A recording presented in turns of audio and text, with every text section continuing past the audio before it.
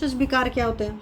तो मज्जा दोषज विकार में रुक परवड़ा, तो जो आपके पर्व हैं छोटे छोटे हैं, रुक मतलब रुझा, दर्द होता है, तो उन सब में सारी पेन होते हैं, जो भी छोटे छोटे जॉइंट्स हैं उन सारे में पेन होगा। भ्रम होगा, मतलब कन्फ्यूजन टाइप की, डिलीरियम टाइप की इस तरह की कंडीशन होती है। मूर्छा होती है, मतलब चक्कर वगैरह आते हैं इस तरह का। दर्शनम, तमसो, और आंखों के आगे अंधेरा छा जाता है। तो मज्जा दोषज विकार में ये चीज़ बोला गया है।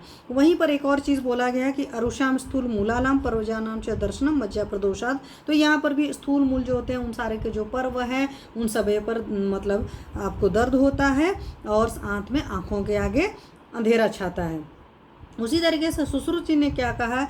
तमोदर्शन मूर्छा भ्रम पर स्थूल मूला रुजार मने नेत्राभिसेंद प्रभृतयो मज्जा दोषजा। तो यहाँ पर भी तमोदर्शन है, मतलब आंखों के आगे अंधेरा छाता है। मूर्छा होता है मतलब चक्कर आता है। भ्रम मतलब आप कंफ्यूजन टाइप के होते हैं।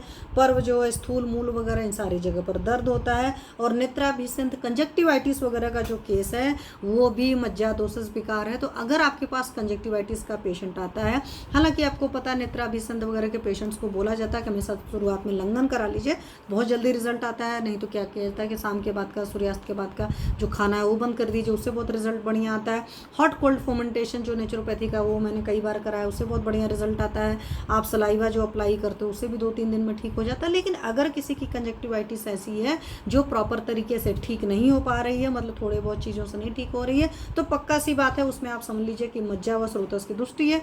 कई बार कुछ लोग को इस तरह की भी कंजक्टिवाइटिस होती है जो बहुत झेलाती है, तो वहाँ पर आप मज्जा धातु को ठीक करने वाली जो भी औषधियाँ हैं वो देंगे तो पेशेंट को तुरंत आराम आ जाएगा। उसी तरीके से अष्टांग हृदय कार ने क्या है कि परवसु स्थूल मूलाने कुर्याच कृष्ण अनुसूचित। तो यहाँ पर भी सेम वही बात का है कि जो आपकी स्थूल मूल वगैरह हैं, सारी हड्डियाँ हैं, जोड़ हैं, उन सब में दर्द होता है। और अनुसूचित पीड़िकाएँ भी कई बार निकल जाती हैं, तो इस तरह की तकलीफ़ें होती हैं, तो वो सारा आपका मज्जा का है। अब ये